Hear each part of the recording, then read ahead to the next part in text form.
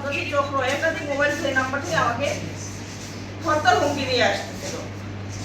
এমনকি গত 11 জুলাই রাত 10:30টার দিকে সাভার থানা স্থান এলাকায় সুমাইয়া রেস্টুরেন্টে ঢুকে ইমরান মাহফুজ ইকবাল আমাকে প্রথমে চড়-থাপ্পড় মারে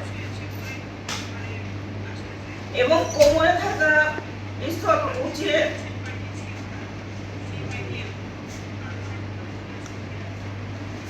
আমাকে মেরে ফেলার হুমকি দেয়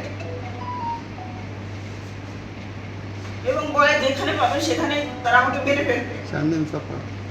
জীবনের নিরাপত্তা চেয়ে সাভার মডেল থানায় অভিযোগ দায়ের করতে গেলে কর্তব্যরত কর্মকর্তা অপারগতা প্রকাশ করে এবং আদালতে পাঠায়। পরে আমি ঢাকা কোর্টে 107 ধারা মামলা করি। মামলা নাম্বার হচ্ছে 393। সরজমিনে এবং বিভিন্ন তথ্যসূত্রে আমি তাদের বিরুদ্ধে যেসব অভিযোগগুলো পেয়েছি, তারা দুই ভাই দলীয় পদবি ও ক্ষমতার অপব্যবহার করে সাভারে চাঁদাবাজি, সন্ত্রাসী কর্মকাণ্ড ও অবৈধ সম্পদ অর্জনের মাধ্যমে প্রভাব বিস্তার করছে।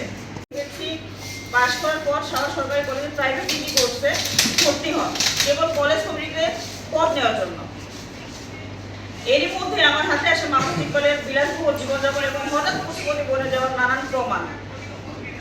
এসব তথ্য সহ তালাশ ভিডিও অনলাইন পত্রিকায় 20 জুলাই 2025 তারিখে দলীয় পদ নাকি দুর্নীতির সিঁড়ি, ঢাকা জেলা উত্তর ছাত্রলীগ সাধারণ সম্পাদক মাহফুজ ইকবালকে নিয়ে প্রশ্ন ও ক্ষোভ শিরোনামে প্রকাশিত হয়।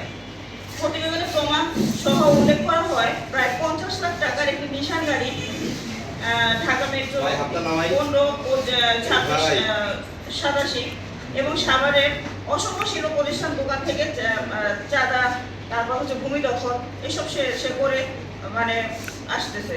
তারপর হচ্ছে তার বিলাসবহুল বাড়ি, আগে যে 3 সেট বাড়িটি ছিল তার, সেই বাড়িটি এখন পাকা বাড়িতে পরিণত হয়েছে এবং বিলাসবহুল ভাবে হচ্ছে।